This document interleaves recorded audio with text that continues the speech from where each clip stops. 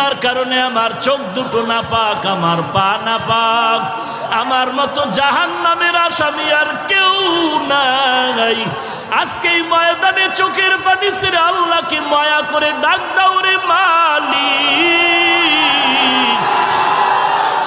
আমি জাহান্নামের আগুনে জ্বলতে পারবো না। কেউ যদি একটা বেত দিয়া বাড়ি দেয় সহ্য করতে পারি না রে আল্লাহ।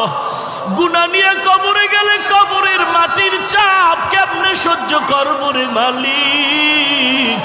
গুনার কারণে আমার দিলটা পাথর হয়ে গেল, চোখে পানি নাই।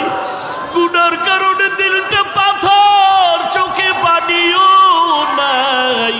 এরে আল্লাহর বান্দা, ডানে বামে তাকায় দেখ কার চোখে পানি, কার চোখে পানি।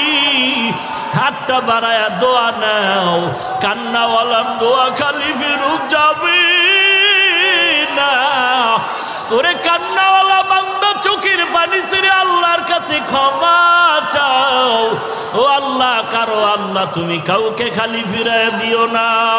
জাহান্নাম থেকে মুক্তির ব্যবস্থা করে দাও।